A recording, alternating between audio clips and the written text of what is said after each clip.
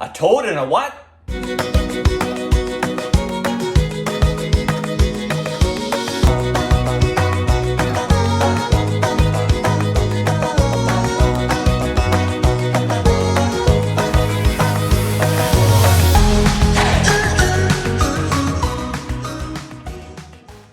Hey, Chef Des coming at you from my kitchen again. Yeah, we're gonna make a British classic. It's called the toad in a hole.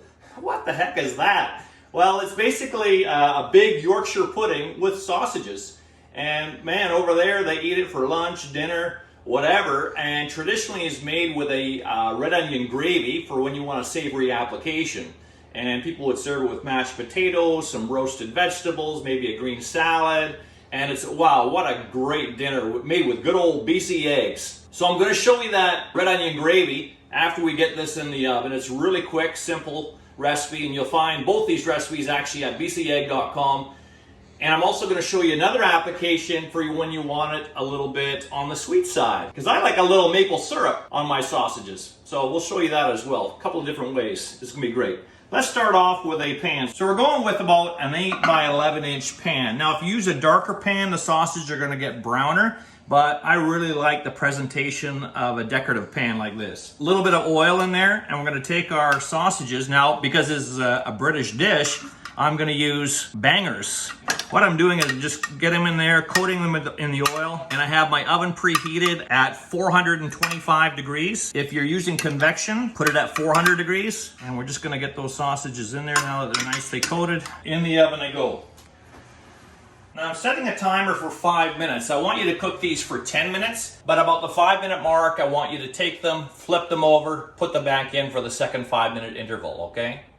So now let's make the Yorkshire pudding batter. We're gonna start with our beautiful BC eggs. Now I tell you all the time, but I want you to always remember, this is the real nutrition of the dish. Every single large egg has 14 key nutrients, all 9 essential amino acids, only 70 calories for one large egg, and 6 grams of the highest quality protein you can get. So let's go with 4 eggs.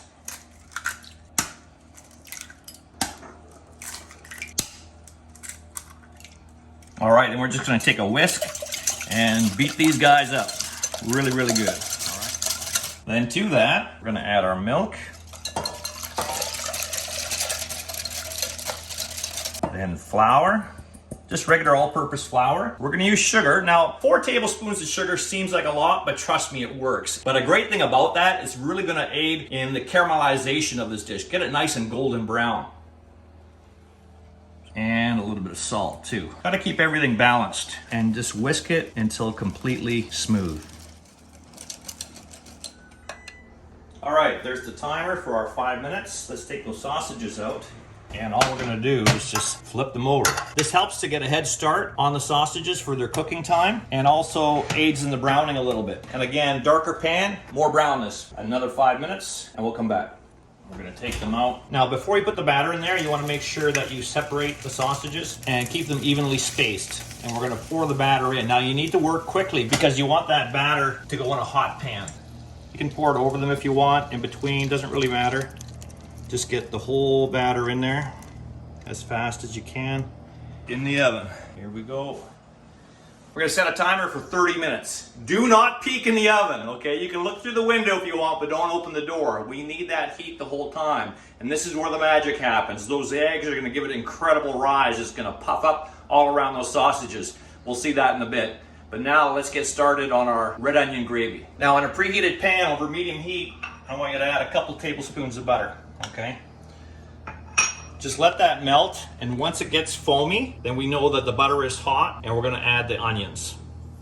All right, butter's nice and foamy. I'm gonna put in the onions. So this is a medium to large red onion. So it should equal out to about 1.5 cups of sliced, okay, thinly sliced. To that, we're gonna add a little bit of salt. That's really gonna help the juices flow of the onions. And I want you to cook this medium heat for 10 minutes, okay? We're looking for those onions just to become soft and slightly caramelized. And you'll see some browning happen at the bottom of the pan at that point as well. And just stir it occasionally, okay? We'll see you back here in 10 minutes.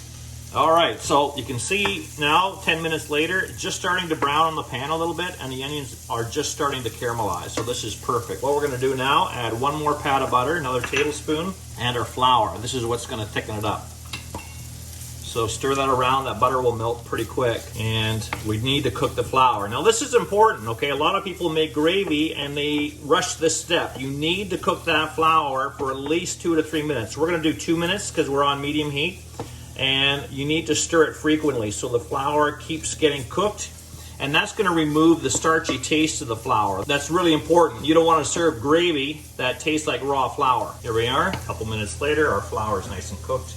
And now we're going to add a couple cups of beef broth. Now you have to add it slow. Watch this. It'll go so thick. That's that flour thickening power. So a little bit of time, work it in. Don't add too much, otherwise you're gonna get lumps. Nobody likes the lumps. And once that little addition is combined, add a little bit more and just keep doing that. And don't add any more until the last bit has been thoroughly mixed in. It'll come together, just gotta be patient. And be thorough with your stirring so you get all the areas where the flour is. As you get to that halfway mark of adding the broth, you can go a little bit faster as your risk of lumps is really low now.